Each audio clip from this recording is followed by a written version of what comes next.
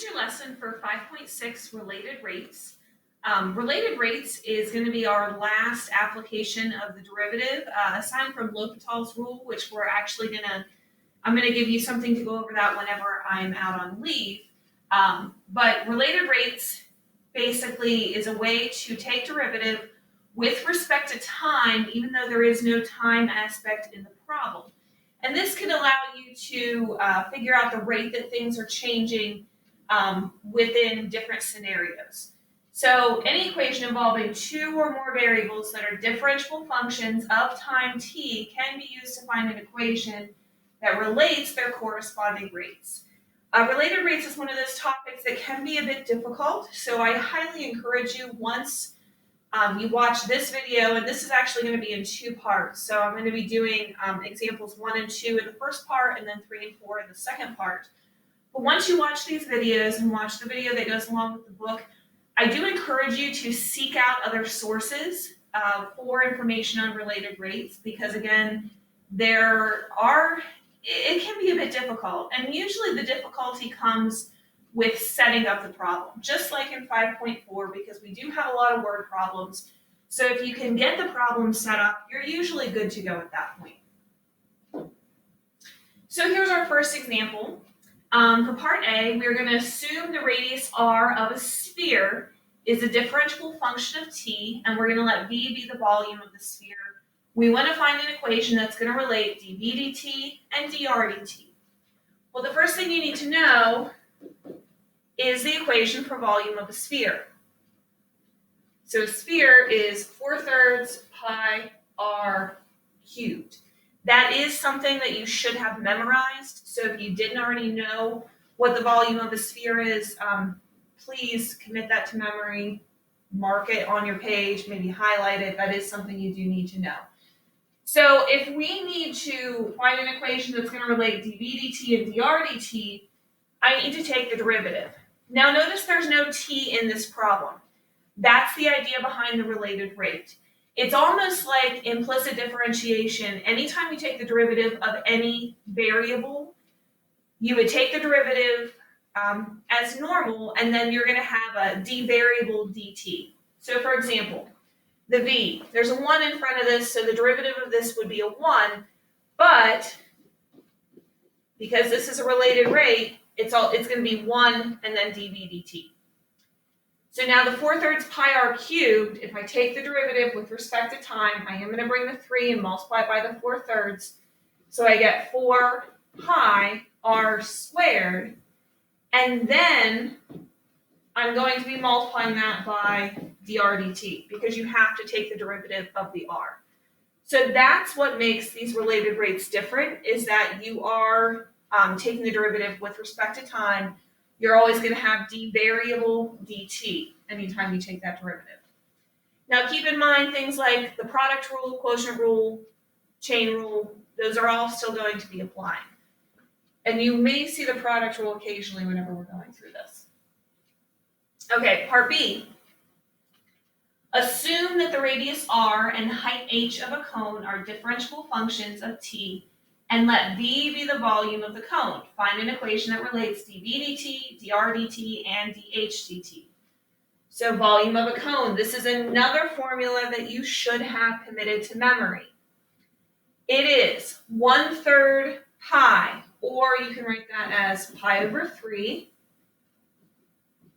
r squared h. If it was a cylinder, it would be pi r squared h, but because it's a cone, we divide it by 3. So that's where the pi over 3 r squared h comes in. And now we have to take the derivative. One of the things that's different about this section compared to 5.4 is you can take the derivative when you have different variables. So I know whenever we did 5.4, we had to go through and either put r in terms of h or h in terms of r, and you don't have to do that with this section. You can take the derivative when you have r's and when you have h's, as long as those things are referenced in the problem. So if you have a question and they give you the ability to change the r and the h into each other's terms, then you can do that. Otherwise, you can just work with the question as is.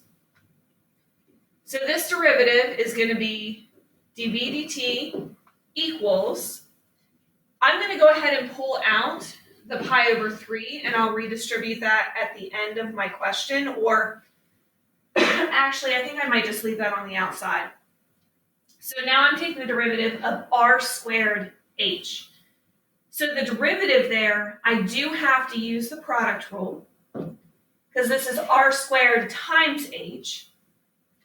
So you have to think first times the derivative of the second plus the second times the derivative of the first.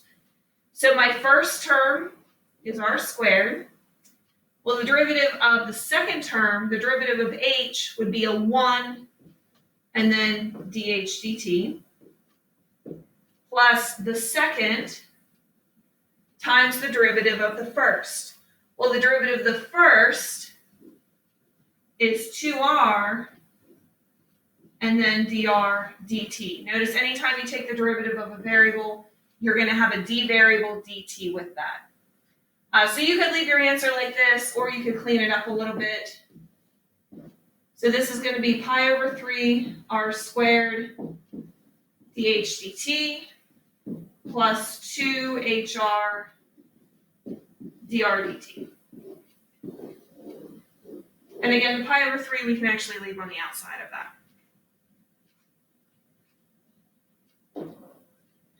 So here's your strategy for solving related rate problems. Take a moment and look over these. This may be something that you want to copy down in your notes.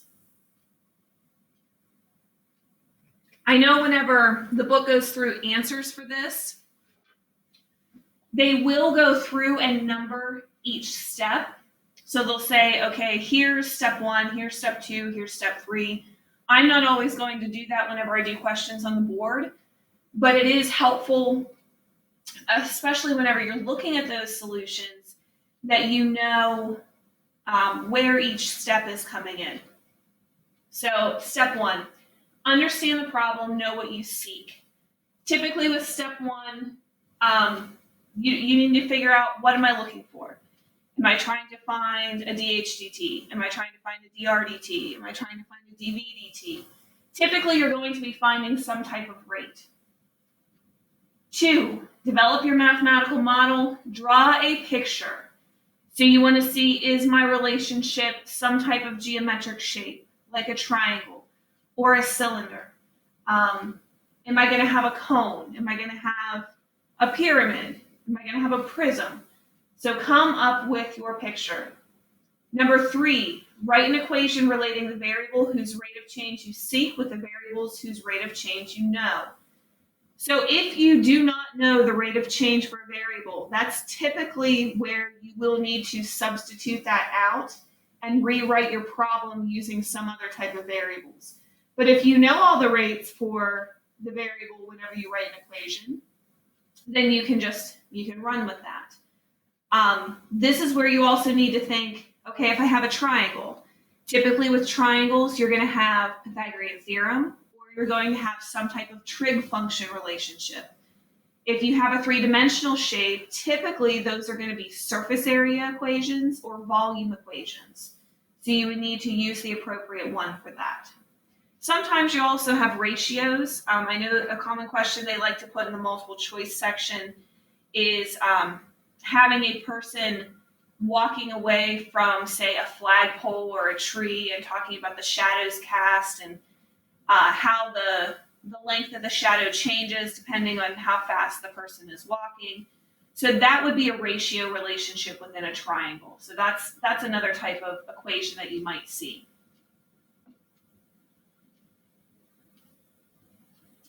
Step 4, differentiate both sides implicitly with respect to time t. All rules apply, especially the chain rule. So that's where you actually take the derivative. Your implicit differentiation is going to come because you always have that d variable dt. Substitute in your values for any quantity that depends on t. You should not plug in any numbers before you take the derivative unless you have something that is constant. So if you have something that is never going to change, then you can possibly plug it in. Otherwise, you want to hold off until you take the derivative to plug anything like that in. And then 6, interpret the solution. Translate it into your problem setting and decide whether it makes sense. Just like with everything else, you always need to assess how reasonable your solution actually is.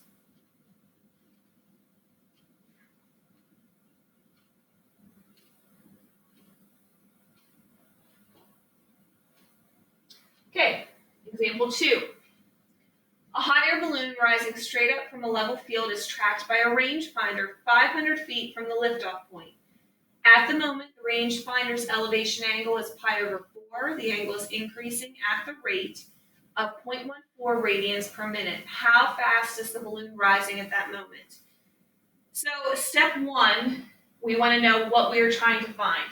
We want to know how fast the balloon is rising. If you're looking at something that is rising and how fast, that is going to be a rate. So rising, I'm going to call that a dH/dt. So dH/dt is what I am trying to find. Next, I want to draw my picture. So I have a hot air balloon rising straight up in the air. It's in a level field. So here's my hot air balloon. I know not the best picture in the world. So it is rising, and that is a value of h. Because it's rising straight up, this is going to be a right triangle, and then I have a rangefinder here that is 500 feet away from where the liftoff point was. Now that 500 feet is a fixed quantity. Because I'm not moving the rangefinder, I'm assuming that the balloon is going straight up. It's not drifting away from the liftoff point. So 500 is a value that I can actually use in my problem. I don't have to wait until I take the derivative to plug in that 500 because it is a fixed quantity. It says at the moment, the rangefinder's elevation angle is pi over 4. So this would be my elevation angle. Now the rangefinder is going to be looking at the balloon, and since as the balloon goes up, that angle is going to be changing. The pi over 4 that I have here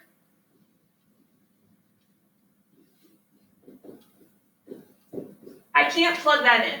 That is not a fixed quantity. That elevation angle is going to be changing. But I do know I have a moment in time when theta is equal to pi over 4. Typically, we use theta for angles that are unknown. You could use an x there if you wanted to, but theta is typically what you'll see me use whenever I'm looking at angles. It says the angle is increasing at the rate of 0.14 radians per minute.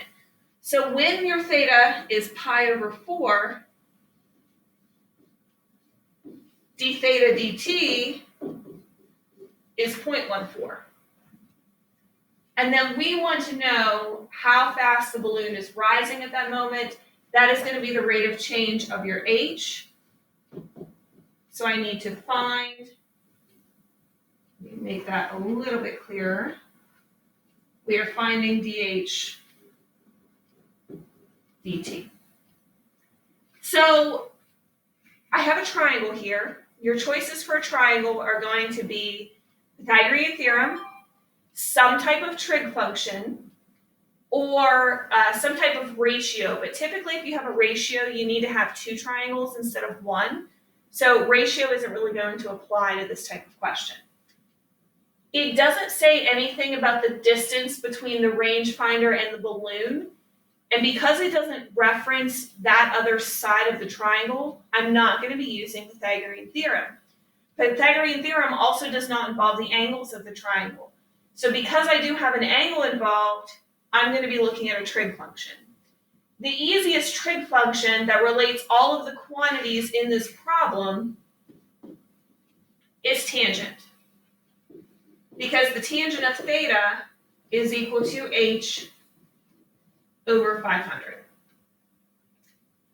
I don't know what the height is at the moment that theta is equal to pi over 4. I could actually find it because I could plug in the pi over 4 for tangent and then solve for h.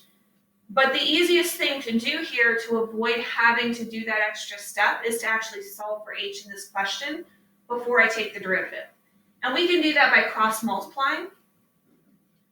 So your h is actually equal to 500 times the tangent of theta.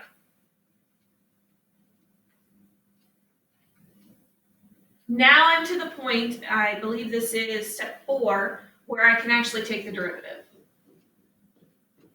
So dh dt is going to equal 500 times the derivative of tangent, which is secant squared of theta, times the derivative of theta, which is d theta dt. And then I would go through and plug in the values that it told me. So that's 500 times the secant squared of pi over 4 times 0.14. So put that in parentheses so you don't get confused by the multiple dots. If you run into an issue where you don't have a variable that matches something you should be plugging in, chances are you took a derivative incorrectly. So like, let's say we went through and did this and you forgot the d theta dt, and you're like, well, wait a minute, where do I plug in the 0.14? I don't have a d theta dt. Typically that means that you forgot that variable somewhere in your work. So that is one way you can check yourself, by making sure that you have everything that you need. So now we just have to simplify. The secant of pi over 4 is the square root of 2. And again, that is square because it's secant squared. And then times 0.14. So 500 times, this is going to become a 2, times 0.14 is equal to 140. And then I need to interpret this. I'm actually going to make a statement for this. This is good practice for your free response questions. But I also need to put units with this. So this is the rate of change of a height. And it looks like my height is in feet. And notice I have minutes, radians per minute. So minute is going to be my unit of time. So this is feet per minute. So here's my statement. At the moment when theta is equal to pi over 4,